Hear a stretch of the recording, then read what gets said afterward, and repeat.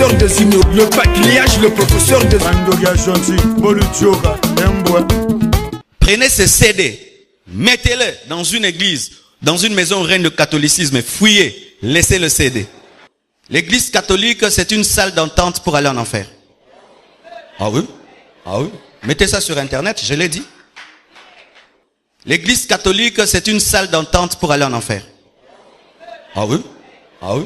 Mettez ça sur internet, je l'ai dit. L'église catholique, c'est une salle d'entente pour aller en enfer. Ah oui? Ah oui?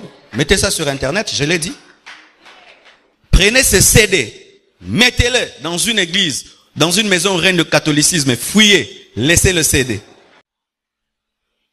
Je vais vous donner le dernier verset de la Bible qui cite Marie. Le dernier des versets de la Bible qui cite Marie. Et voilà Marie maintenant, le dernier verset biblique sur Marie ne montre pas Marie qui est en train d'être enlevée, mais dit ceci, Acte 1, 14. C'est le dernier verset biblique qui parle de Marie, mère de Jésus. Après cela, on ne parle plus d'elle dans la Bible. Acte 1, 14 nous dit, tous d'un commun accord persévérer dans la prière avec les femmes et Marie, mère de Jésus, et avec les frères de Jésus. Amen. La dernière partie de la vie de Marie révélée dans la Bible, c'est dans la chambre haute où on nous présente Marie en train d'attendre le Saint-Esprit avec les apôtres et les frères de Jésus. C'est la dernière fois que la Bible parle d'elle, c'est dans la chambre haute. On nous dit que Marie aussi attendait la promesse du Saint-Esprit comme tout le monde. Nulle part dans la Bible on nous dit après que Marie n'est pas morte, Marie a été enlevée dans les airs parce que son corps était glorieux. Nulle part dans la Bible. On est d'accord? Alléluia. Ensuite, la Bible ne parle plus d'elle. Pourquoi est-ce que la Bible ne parle plus d'elle après Acte 1, verset 14? C'est parce qu'elle avait achevé sa mission. Amen. Sa mission, c'était d'engendrer le Fils de Dieu et fini.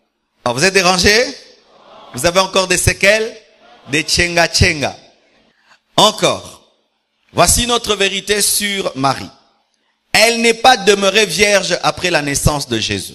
Je répète, Marie n'est pas restée vierge après la naissance de Jésus. C'est pourquoi il ne faut pas l'appeler Vierge Marie. Dis archi faux. Marie. Nulle part dans les actes des apôtres on a appelé Marie Vierge Marie. Ni Jésus ne l'a appelée Vierge Marie, ni Pierre, personne ne l'a appelée Vierge Marie, mais non, on l'appelle Vierge Marie. Non, elle était avant, comme beaucoup sont ici qui ne le sont pas, qui sont vierges. Mais une fois que vous vous mariez et que vous avez un enfant, vous n'êtes plus vierge. Jésus avait pris la virginité de Marie en sortant. Qu'on ne nous montre pas une vieille Marie. Parce que si ton fils a 33 ans, tu dois avoir dans les 50 ans. Si elle a eu Jésus à quel âge? Amen. Mettons que Marie a eu Jésus à l'âge de 20 ans. Amen. Et donc, quand Jésus avait 33 ans, au bas de la croix, c'était une femme de 53 ans. Mais regardez dans les films, on nous montre qui? Une maman trop jeune. Non, Marie n'était pas jeune. Et sachez aussi qu'elle n'est pas morte directement après la Pentecôte. Donc, elle a vécu longtemps. Peut-être qu'elle avait atteint 80. Choqué, hein? Et Marie a bébé Zaï qui toque bon mannequin. Vous image Marie a mannequin. Comment est coco Marie? Toi qui as des demi-frères et des demi-sœurs, ne sois pas choqué. Jésus aussi avait des demi-frères et des demi-sœurs. Une autre vérité sur Marie. Elle n'était pas parfaite. Marie n'était pas parfaite. Marie n'a jamais mérité d'accoucher Jésus. Cela pouvait tomber sur n'importe quelle vierge qui était de la tribu de Lévi. Ah oui, amen, hein? Ce n'était pas qu'elle était spéciale plus que les autres. Dieu seulement lui a fait grâce comme il m'a fait grâce d'être pasteur. Amen.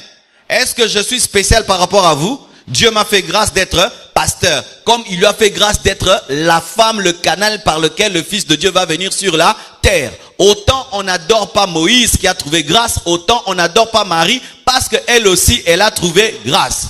Pour être adoré, il faut être digne. Il ne faut pas trouver grâce. Jésus n'a pas trouvé grâce d'être adoré. Il est digne. Maintenant, quelqu'un qui ne contrôle Dieu, toi tu le pries tous les jours avec un chapelet. Il contrôle rien. Elle contrôle rien. Tu es troublé? C'est la vérité. Elle était au bas de la croix et Jésus était son sauveur. Jésus n'était pas seulement que son fils, c'était son sauveur, son seigneur, son maître. Il fallait que Jésus-Christ meure pour ses péchés parce que même les vierges ont des péchés. N'est-ce pas les vierges? Vous avez des péchés, non? C'est ce que l'église catholique a fait de Marie une déesse. Ah oui, l'église catholique a une déesse qui s'appelle Marie. Prenez ce CD. Mettez-le dans une église, dans une maison où règne le catholicisme et fouillez, laissez le CD. Une autre chose, Marie n'a pas été établie comme médiatrice entre nous et Jésus. Marie n'a pas été établie comme médiatrice entre nous et Jésus. La Bible n'établit pas Marie comme une médiatrice entre nous et Jésus-Christ. Car il y a un seul Dieu. Amen. Et aussi un seul médiateur. Il n'y a qu'un seul Dieu. Et il n'y a qu'un seul médiateur entre Dieu et les hommes qui, Jésus-Christ, homme. On n'a pas dit Marie. Moi, c'est ce verset-ci qui m'a fait sortir de l'église catholique. C'est ce verset-ci. Ce verset-là. Celui-là. Lui. Il m'a fait sortir de l'église catholique parce que c'est tellement clair. Et c'est un verset qui a libéré beaucoup de prêtres et des abbés. Beaucoup de gens qui ont quitté le catholicisme sont sortis par ce verset-ci. Un verset très dangereux contre l'idolâtrie. Une autre vérité sur Marie. Marie n'exauce aucune prière car elle est morte. Dieu interdit de prier les morts en faveur des vivants. Et comme Marie est morte, Marie n'exauce aucune prière. Parce qu'il y a des gens qui témoignent. Mais si vous dites que Marie est dans la fausseté, mais moi, j'ai demandé à Marie un enfant, mais moi, j'ai demandé à Marie un travail, mais moi. Mais le diable aussi fait des miracles. Dans les fausses doctrines, il y a des miracles. Ah oui. D'ailleurs, là, j'aimerais dire ceci. Comme la Bible interdit de prier les morts en faveur des vivants, lorsque quelqu'un prie Marie, il fait quoi? Il pêche. Lorsque quelqu'un prie Marie, qu'est-ce qu'il fait? Il ouvre des portes aux esprits de mort. Lorsque quelqu'un prie Marie, il fait du spiritisme. Et vous imaginez toute une église, on est en train de prier Marie. C'est pourquoi, si vous avez un deuil chez vous, opposez-vous à ces femmes qui viennent s'imposer dans les deuils. Bazakuta famille nabinote beye kakabwe mama Maria mbote bengana bon. Donnez-moi la main, je vais parler. Tu penses que toi, tu peux aller dans le deuil d'un catholique pour prêcher Jésus? Mais pourquoi vous n'avez jamais prié à l'église catholique? Votre père, votre mère, tout cela, la personne qui est morte n'a jamais été là-bas, mais tout d'un coup, CBFC, ceux-ci viennent, ils s'imposent, ils viennent avec de l'encens, et puis vous entrez dans ces choses. Non! Non! Et après, ils viennent avec même de l'eau bénite, ils vous proposent, et toi, pour faire bien, tu touches. Moi, quand je vais dans un deuil, et ils commencent leur chose, je sors. Je ne peux pas participer au spiritisme. Je ne suis pas dedans. Mais qu'est-ce qui arrive souvent? Nous pensons que prier Marie, ce n'est pas grave. C'est très très grave. C'est prier quelqu'un qui est mort. Oui? Quelqu'un qui tout le temps son chapelet, Marie, Marie, Marie, ouvre des portes aux esprits dans la maison. Mais qu'est-ce qui se passe? Nous, les personnes qui sont maintenant dans le réveil, nous ne prenons plus à la légère le catholicisme, alors que le catholicisme est une grande porte des démons. Parce que c'est une religion qui prie les morts. Tout est dans la Bible. Bien aimé, lisez la Bible, vous n'allez jamais tomber dans des hérésies. Si ce que je t'enseigne n'est pas la Bible, ne le crois pas. Ce n'est pas parce que Marie a demandé à Jésus-Christ de changer l'eau en vin qu'elle est devenue médiatrice, parce qu'aussi plusieurs personnes, Jairus, la femme syrophénicienne, ont fait aussi une médiation sans pour autant qu'elles puissent être établies comme étant des médiateurs ou des médiatrices. Amen. Parce que nous avons un problème, nous avons commencé à croire que les païens, c'est essentiellement ceux qui prient, plutôt ceux qui vont dans les bars. Non, un païen, c'est celui qui est en dehors de la sainte doctrine. Et il y en a aussi qui ont cet esprit-là même dans l'église de réveil. Ils viennent ici, mais après le culte, ils ont des petits rendez-vous avec des copains et des copines. Lui et sa copine et son copain prient à la compassion. D'ailleurs, vous êtes assis l'un à côté de l'autre. Bouzoba. Évite d'être trop cool, tu vas couler en enfer. Elle est très étonnée, Marie, je vous assure. Elle est très étonnée dans... D'ailleurs, elle ne sait pas qu'on l'a pris. Savez-vous qu'elle ne sait pas? Ah oui? Toutes les personnes qui sont mortes et qui sont dans le paradis sont déconnectées totalement de cette vie. Et toutes les personnes qui prient Marie, Marie ne sait même pas qu'on l'a pris. Au dernier jour, elle serait étonnée, on lui dirait, tu sais, il y a beaucoup de gens qui sont allés en enfer à cause de toi. Moi? Qu'est-ce que j'ai fait? On dit que non, tu étais médiatrice. Moi? Ah!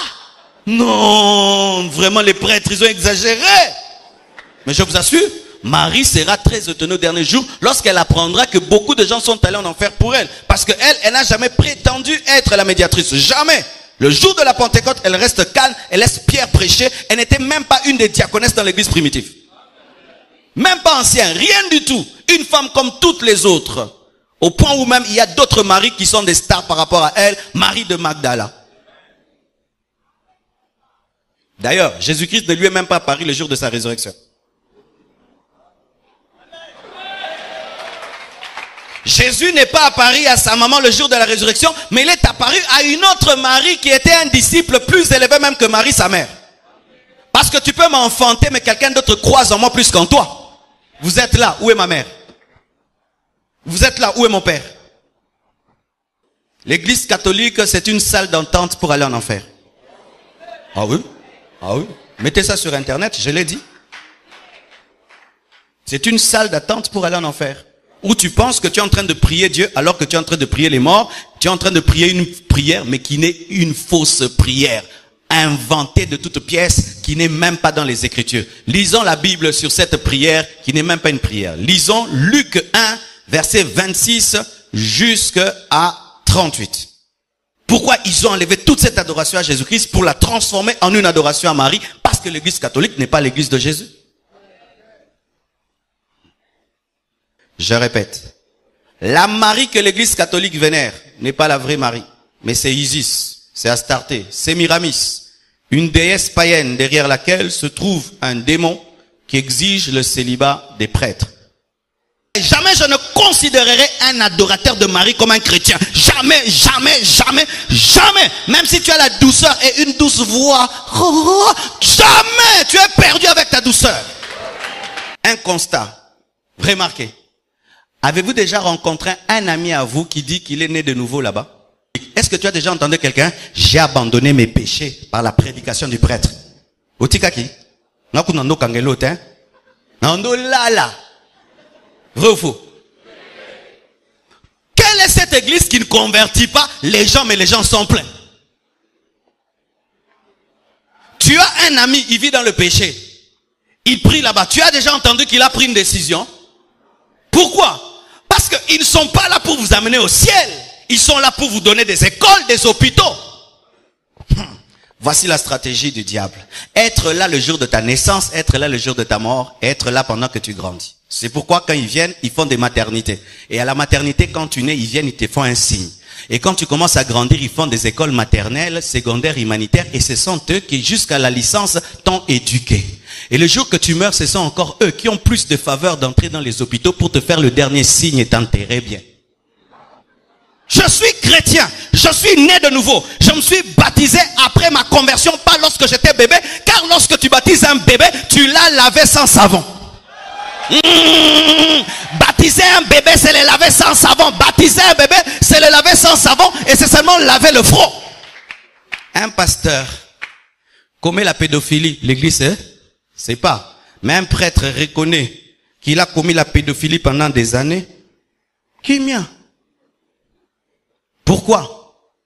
Ouvrez vos yeux, mes frères et sœurs. Si vous êtes dedans, sortez. Si ton père est dedans, ta mère est dedans, tous les jours dérange, tu dois recevoir Jésus. Discute la parole avec tes cousins, tes cousines qui prient là-bas, qui soient dérangés, même s'ils vont te haïr, même s'ils vont te tabasser. Ils ont entendu la parole de Dieu et un jour ça portera du fruit. Amène-les à douter de leur base. Ne les laisse pas tranquilles parce que leur sang te sera redemandé. Comme tu as entendu cette parole, Dieu te jugera si tes frères et sœurs continuent à prier là-bas parce que tu connais la vérité et tu dois affranchir tes frères et sœurs. Nous ne recevons pas la parole pour nous moquer d'eux, mais pour aller vers eux et leur prêcher la parole. Et si tu ne savais pas discuter la parole, tu as maintenant des arguments solides pour les sortir de là. Et je te dis qu'au ciel, ils te diront merci. Au ciel, ils te diront merci. Au ciel, ils te diront merci. Vivez la sainte doctrine et vous amènerez les gens dans la sainte doctrine. Que Dieu vous bénisse abondamment. Prenez ce CD, mettez-le dans une église, dans une maison reine de catholicisme, fouillez, laissez le CD.